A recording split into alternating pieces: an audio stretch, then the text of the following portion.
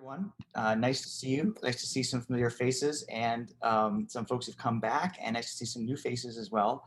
This is the fourth session of this series, and it is based upon a long project I've been involved in exploring the ways that Jesus shows up in secular pop music. And if you're interested in the general topic, I've got not just the 6 songs we're going to look at today, but also a database of about 500 that you can explore.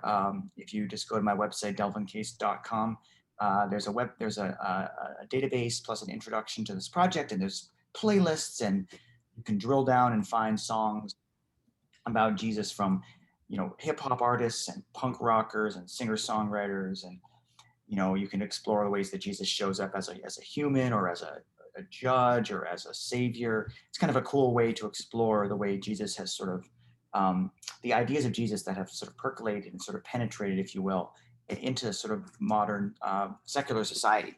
But the goal for today's presentation and this whole series is exploring how these songs can actually be a resource for Christians. And so it's interesting because these songs are songs that some of them have been written by Christians, most of them have not been, but they all are intended primarily, if not exclusively, for non-Christians, for anybody, for a secular audience. And that's a really interesting thing, because when you think about it, throughout most of human history, the songs about Jesus and God have been written for the church, for people to use in the church, or for Christians as devotional resources. Sunday school songs, or songs you sing at home with your family or whatever. But it's weird, in the last 50 years, secular pop artists have been drawn by questions of spirituality, and they've actually specifically been interested in songs about Jesus and exploring who Jesus is and was. And what's cool about the topic for today, which is faith and doubt, is that a lot of the songs we're going to look at really provide a unique space for Christians and non-Christians to ask some tough questions about faith and doubt. Because I don't know about you, but most of the songs I sing in my church are not about how, Jesus, I don't know if you're out there. Now, we tend to get together, and we try to sort of start from a baseline that we think Jesus, God is out there somehow, and let's talk about who God is and Jesus is. But you know what? A lot of these pop artists are writing songs that are saying they're asking the question. I've been told you're out there. How could you possibly be out there looking at the world the way it is? Or I want you to be out there, but I can't believe it. Or how could you accept someone like me? And these are all questions that are important and we all wrestle with, but we don't tend to do it in church music. And we do it in the Bible, if you've ever read the Psalms, right? But it's just interesting. So we're going to look at 6 songs today. And I've organized them in this way. And by the way, here's a little on the website I'm sharing here, sort of the basic introduction to today's project, right? So pop songs include some of the most honest and powerful examples of spiritual searching, whether doubting believers, faithful doubters, unwilling atheists, or simple humans harming for meaning. Pop musicians bring to life approaches to faith that rival the Psalms in their depth and nuance. I think that's true. I think some of these songs are pretty amazing. This session will help us use these songs to help us understand and articulate the various ways that we consider belief and how that relates to our identities as Christians. So as I've done in the past, I've raised a couple of questions we can sort of use as a springboard for discussion. And it's a little bit small, but it's here. It's one, do any of the songs articulate questions or struggles you have faced in your walk of faith at any time? And then secondly, how do these songs affect how you think about faith or belief? They may not impact you, but if you're like me, you might come away with a sense that someone else has felt what I felt, someone else has thought what I've thought, and they've had the guts to sing about them in front of millions. So that's why at the end of the day, I tend to think about these songs as prophetic, right? And the idea is that there are folks who are asking questions and making comments and that we might not hear often, but we need to hear. So I've organized today's presentation into 3 parts. I've talked about, I have 2 songs that are about seeking, people that are seeking God. They're looking after God, that are trying to find God, who think God may or may not out there, but want to find God. There'll be a song by the 1975. This is a great British dance pop band. And then there's a song by Nirvana, Jesus Doesn't Want Me for a Sunbeam. Then there are a couple of songs that are about questioning. So by current or former Christians who are questioning their faith and whether they can continue to be people of faith. And that's a fantastic, powerful folk song by Parker Millsap called Heaven Sent. And then an extraordinary rap song called by Hobson, who's an amazing rapper. The third category is songs that I call hoping. So these are songs by Christians that are hoping, that which they try to say they hope that their faith is true, but they're not quite sure. And so there's the rapper Andy Mineo, who's actually a Christian rapper, but who doesn't record Christian rap. And this may be the only hip hop song I know that samples Madeleine L'Engle, okay, the great great writer. It actually does. I'm sure I'm sure her estate is making a lot of money. But yeah, and then the other one, the last one, is a song you probably all know by U2. Again, a band of Christians, which has an interesting title. I still haven't found what I'm looking for, because you sort of, you think they know it. They know Jesus. But again, this would be was one of the most important early songs. So there's a wide range of ways that pop artists sort of explore this question of faith and doubt and belief. And at the core of it is, I think, the question of, am I a Christian? Can I be a Christian? And as those of us who are here probably are people of faith, it's a question we can ask as well, the connection between faith and belief and identity as a Christian and what that means. These songs really scratch at that, I think. Anyway, so let's get started. So what we're going to do, as in the past, is we're going to listen to 2 songs in a row, and then we'll break into discussion groups for 10 or 12 minutes, and then we'll return. So let's start with If I Believe You. Now, just to make sure that this works well, I'm going to start the video, and I think I'm going to try to make it so you can see the lyrics as well. So I'm going to start the video, and then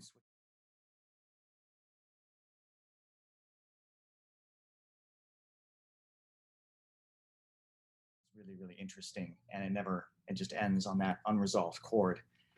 So it's a first half is a really interesting gospel style song, but it never actually answers the question. So it's a pretty powerful song, and especially I just wanted to point out the fact that there's a secular song that has these lyrics is really, really interesting, right?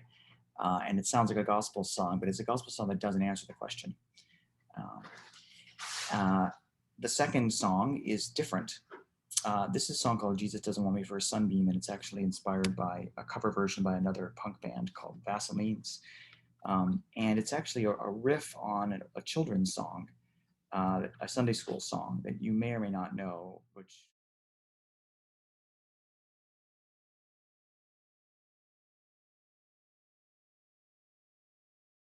this is a punk song. It's really testifies to this notion that's really central to punk identity, which is incredible. The incredible importance of authenticity, of personal authenticity, being true to yourself. So don't expect me to cry. Don't expect me to lie to myself. Basically, you don't expect me to die to myself or to cry because of what you want. I need to be myself, and that's standing in the way of this person who isn't feels a call of Jesus or recognizes Jesus is there, but cannot do it. And in contrast with the song we just saw, which starts with "I've got a God-shaped hole that's infected. I don't want to be alone," right? And if I believe you, will I just make it stop, right? So both coming from a place of pain, but the first looking for a salve, if you will, and the second essentially saying, I can't do it. I can't do it. So we'll break into groups, and maybe return maybe 3 past the hour, and listen to the next round. That makes sense.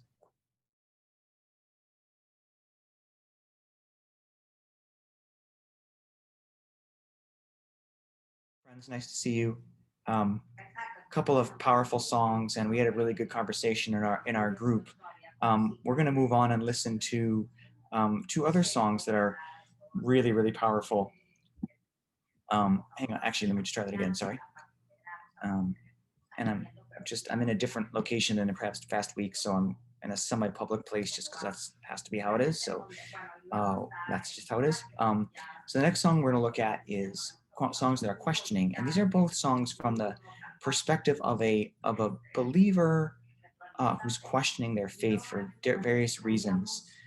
This first one, since we don't have a lot of time, this is a story in a sort of the country music, folk music world about a boy who's gay and who is trying to understand how his father doesn't accept him, and why his father, who's a pastor, doesn't accept him.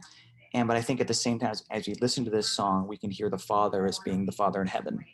So I think, as in a lot of country songs, there's sort of a dual meaning.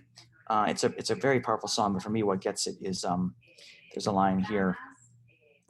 Daddy died upon that tree. Sorry, Jesus died upon that tree. Daddy, do you think that covered me? Covering your sins, right? So looking for acceptance from a father who's used religion to preach against who this boy is, but also wondering if he's speaking to God. The second is, again, a hip hop song that is a pretty extraordinary song about questioning. I've been brought up as a Christian, but I have all these questions that are unanswered. And again, the line here, because I hopped on Christianity so strongly, then I fell out. Now I'm avoiding questions like a scared dog with his tail down, feeling so damn humiliated because they're looking at me like I'm hellbound. And I think we've probably all been there to a certain extent. But so again, these songs sound very different, but in a sense, they are from the perspective of someone was a Christian or is a Christian, but is confronted with a faith or a tradition that is not allowing them to be who they are. So let's go ahead and check these ones out.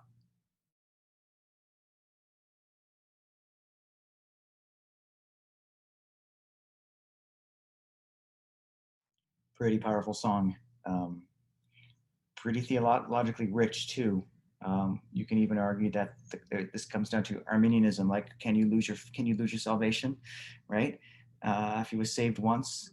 So it gets complicated. I'll let the pros talk about that. Here is the rap song.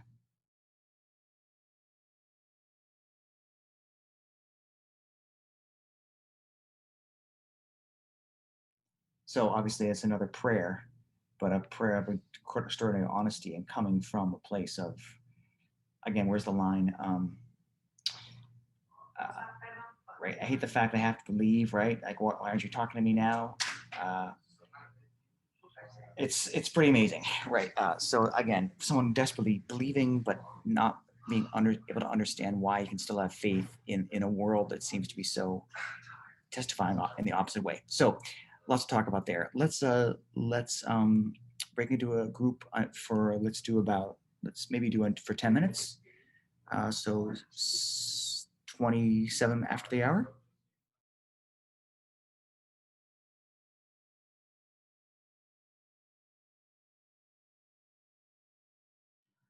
Um, okay, folks, good to see you. The last session, the last portion of today, we'll be looking at. Actually, let me share my screen. Okay, so we're going to look at two songs that are, again, they're even sort of, they're also from the perspective of a person of faith, but we're hoping because they're more. First, about need for clarity, but actually, as we listen to it, it's actually more about the fact that clarity. That on the one hand, we want clarity as as we try to negotiate the terrain of belief, but we also recognize that it can be, if not dangerous, it can be actually the last thing we really need because it keeps us from growing in faith. The second song is a lot simpler. Again, it's U2. And again, I have climbed highest mountain, feels to be with you. This is in the mystical tradition of searching after God, of Jesus. Yet not having found what. So, and again, it begs the question, what are we looking for in faith? belief? I can answer those questions. I certainly don't know. We'll listen to those songs. So we'll start with Clarity.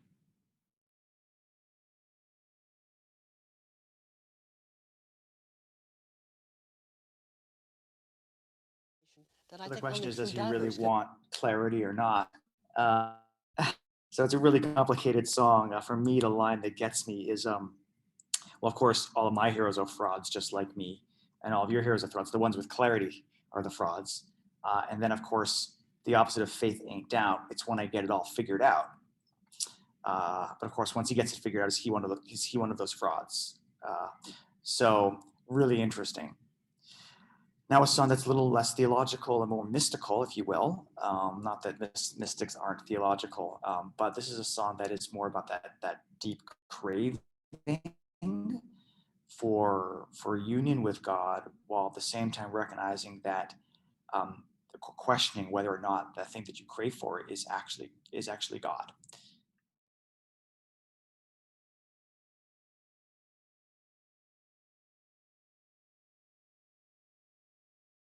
Just a couple of things for breaking the groups that always strike me in this song. One is that, I mean, here you broke the bonds, loosed the chains, you carried the cross of my shame. I believe it yet, but I still haven't found what I'm looking for. So for me, this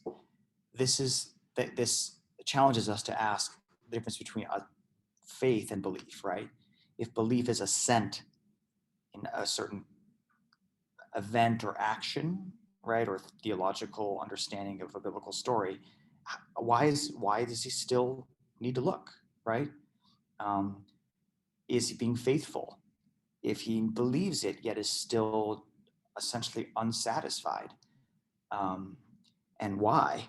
And I think that also leads us to connects us with the song we heard before, where again he believes it and wants clarity, yet at the same time the people with clarity are frauds.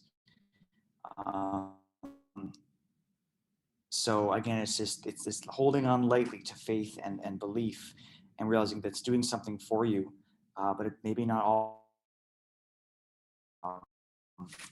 Let's break into groups until about, let's say, 12 minutes. Like I said, like 52 after the hour, and then we'll come back for a little bit of a larger group before closing.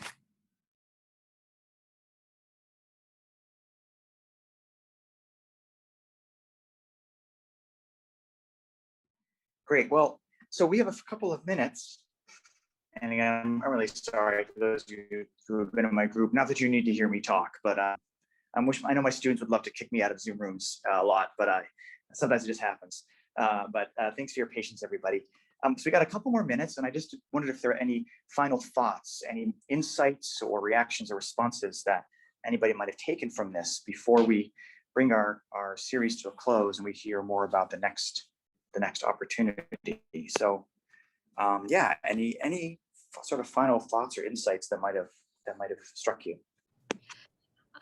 Something that came up in our groups was around, if someone is angry enough to kind of like about God to write a song about it and to engage in this way, then that's pretty cool. And so even if you're kind of listening to something where you're like, oh boy, like that's okay, that's striking, that's a lot. Like I found myself just feeling quite touched by each and every song, and just this idea that like if someone is sharing their true heart and is in conversation about God, then that's a beautiful thing and kind of the point, regardless of whether there's some kind of resolution that you come to, or and in fact, like almost better not to, kind of in the message of that song about clarity. So I just found that I didn't go to the last session, but the first two were sort of very global images of Jesus, or like a little bit more like separate from the individual person's kind of extremely personal experience, and these were very authentic just expressions of someone's wrestling, and I just found that to be really beautiful and touching, regardless of like how different that perspective was. And so just really leaving with like an appreciation for just authentic connection with people in doubt, I think, is kind of what I'm feeling inspired by leaving today. Absolutely. I mean, again, no matter what these folks think or where they are, they've taken a real risk to write, to create, record, produce, rehearse a song. It's very personal, about the most personal thing, what you believe and why. And they are, I mean, some of them come down on one side, some on the other, but they are wrestling in the public square, in the most public way, right, with these questions, in a very sort of fearless way. That's why I get inspired as well. Even though I may not agree with where folks come down, I really appreciate the honesty and the courage. I sometimes wonder, is it approaching it in a fearless way, or a way of let people listen to me and see what their perspectives are, see what's going to come back from this? I suppose at that point, you're still opening yourself up to probably people who have strong opinions, one way or the other.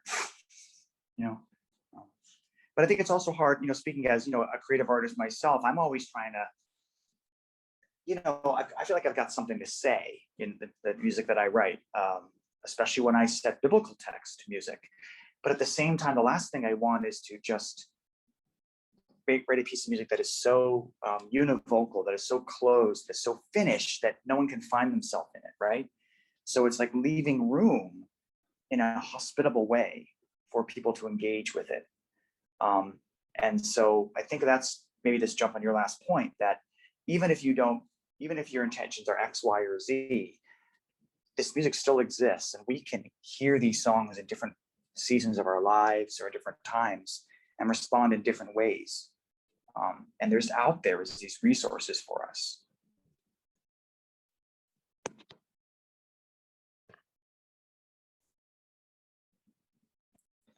So I wonder, as we draw the series to a close, so thank you very much for coming to this series and these sessions. As I think I mentioned in the past, that on my website, there's actually a database of songs about Jesus, and they're organized in different ways, and you can actually list their playlists, songs about faith and doubt there, et cetera. So it's a pretty big resource of songs if you dig around for them, and I've actually done the digging. So please do. Please check it out. Jonathan, did you want to tell people about what's coming up next? Yeah, absolutely. So these sessions have been so helpful. We thought it might be worth trying something that built on them, so it's going to be a bit experimental for us. But I've just put the details in the chat. So we're going to try and use similar kinds of music to the pieces that we've heard during this series, but put them together in order to form a liturgy. So we're calling this a rock agape. And agape is a Christian fellowship meal, but is not the same as the Holy Communion or the Eucharist. But if you are able to join us for this, we would encourage you to have bread and wine with you. So the elements won't be consecrated in the same sort of way, and it's more about remembering what Christ did for us on the cross, rather than being a full Eucharist. But there will be a lot of similarity in the liturgy, and we're going to try and choose songs that will take us through the usual elements of liturgy, with the songs carrying the liturgy for us. So if that sounds of interest to you, I've put the link in the chat. Do register. We'll send out a reminder to everyone who registered for this session about this extra session, and we would love to see you there, bearing in mind that it is something experimental, not something that we tried before, certainly not in Zoom, but we're going to try and figure out how to make it work both logistically and liturgically. So we hope that will be of interest to you. And having said that, it just remains for me to say a very big thank you on behalf of everyone who's been part of this session, to Delvin, for all the planning and preparation, for the fascinating set of songs that he shared with us over the 4 weeks, and for the way in which he's helped us to dig into them and reflect on them in terms of our own experience, as well as the experience of the songwriters. So thank you, Delvin, so much for doing that, and doing that too while you're on holiday or away with your family this week as well. Much gratitude from all of us. Thanks to everyone who came. It's tremendous to have you here, and do join us again at the end of July for this rock agape. See you all soon. All the best.